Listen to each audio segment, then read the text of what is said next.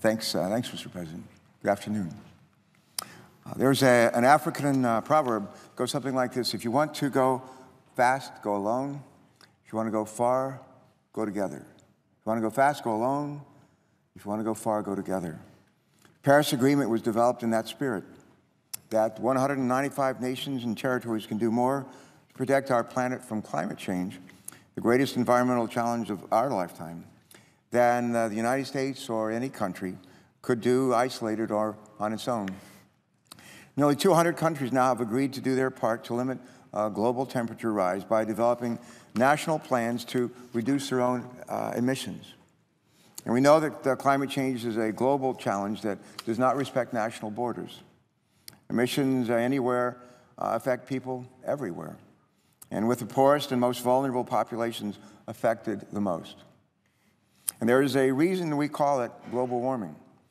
We know that no one country, no one region, no one continent can solve this problem alone. But President Trump's inner circle has a different take on this historical agreement. For instance, during an appearance on Fox and Friends last month, Scott Pruitt, the EPA administrator, denounced the Paris Agreement, calling it, quote, a bad deal for America, close quote.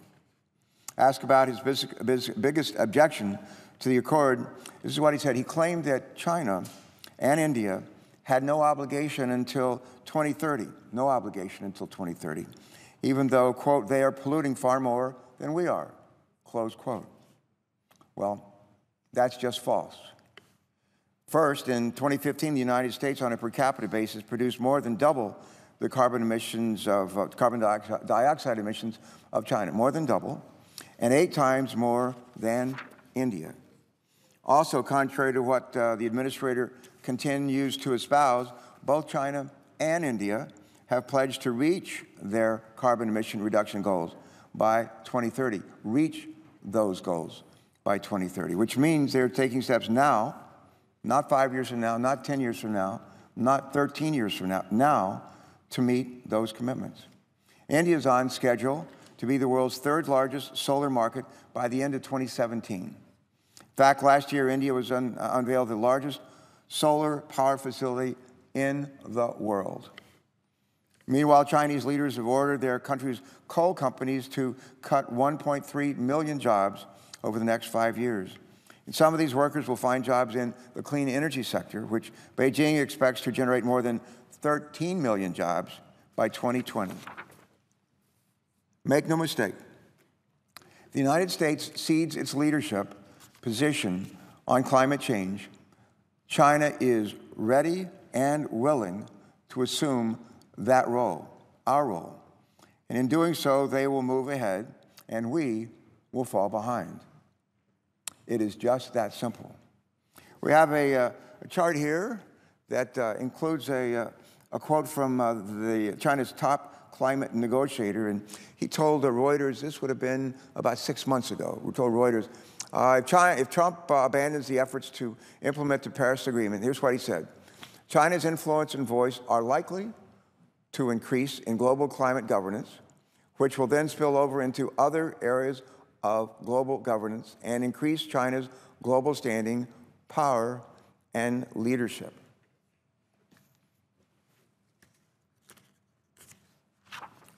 The Chinese clearly understand that the Paris Agreement affords their country, the opportunity to emerge as a 21st century clean energy superpower. I've been there. A year ago, I was there. And in the trains that they built, the train systems that they built, and the huge electric buses, all electric buses that I rode, it's clear that they know what they're doing, and their intent is to eat our lunch by pursuing this clean energy, clean, sustainable energy approach. Unfortunately, those in the Trump administration seem to be the only ones who don't recognize that. And someday they'll wish they had. The rest of us will wish we had too. Withdrawing from this pact doesn't put America first, it puts America behind. But you don't have to take my word for it, just ask our business community. They see the clear benefits for their businesses and for America if we continue to play a lead role in the implementation of the Paris Agreement. Over 1,000 companies, American companies and investors, some of which are represented here on this chart have written to President Trump urging his administration and him to address climate change through the implementation of the Paris agreements. The businesses, which include Exxon, Starbucks, Apple, General Mills, Walmart, Nike, Morgan Stanley, and BP, just to name a few, wrote that failure, this is what they said, this is what all these companies and their leaders said, failure to embrace the Paris Accord, quote, puts American prosperity at risk, but the right action now will create jobs and boost U.S. competitiveness, close quote. We think we have another chart here, at least one more. Back in, we had two letters here. One that was written to a new president, President Obama, in 2009. And again, one of those full-page ads. Here's another one that appeared more recently, like within the past week or so, to another new president, in this case, President Trump.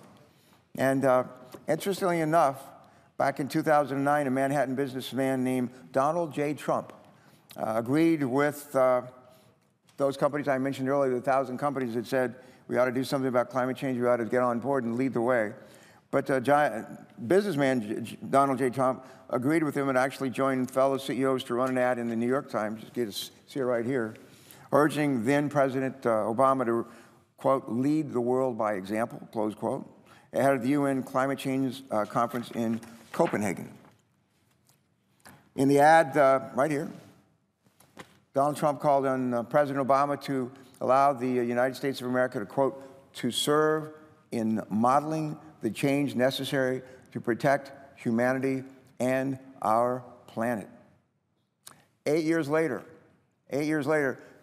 the person who signed this letter and joined all these other CEOs in saying, President Obama, wake up, let's do something about this climate change stuff, get in line, make sure that we're leading the parade. 8 years later, he's not signing the letter, he's the addressee on the letter. From, again, hundreds of CEOs from around the country, and they're urging him to do the very same thing that Donald Trump joined in urging Barack Obama to do 8 years earlier. If you ever want to think of something that's ironic, or find an example of two full-page ads that sort of represent the term irony, this is it. This is it. Well, the companies noted in this second full-page ad that the Paris Agreement provides just the kind of framework that we need. So U.S. businesses still recognize that our country leading the world in addressing climate change is the right approach. And one might ask, why doesn't our president, Donald Trump, realize that? Mr. President, with the Paris Agreement, the global community rightly recognized that there are challenges bigger than any one state and came together to do what is best for our collective future. It's not the first time the global community came together for the greater good.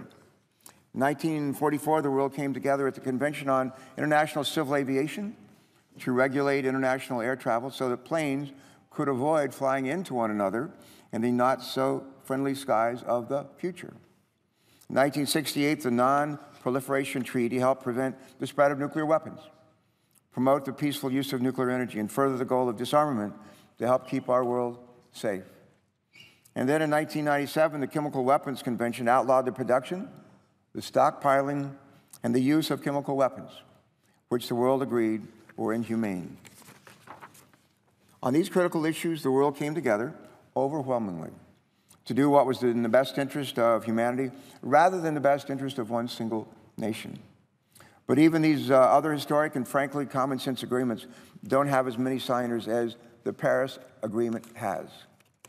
We hear numbers thrown around a lot when we talk about the Paris Agreement, but to put the number of signers in context, let me just say that's nearly the whole world. Nearly the whole world. And if you wonder what does 195 national flags look like, pretty much the whole world, that's it. There's two down here that have not signed. And one of those is Nicaragua. And they didn't sign because they thought that the Paris Accords didn't go far enough. The other signer, the other country that didn't sign on is Syria. Syria. So, in effect, there's really only one country that's refused to accept the basis, if you will, of the agreement.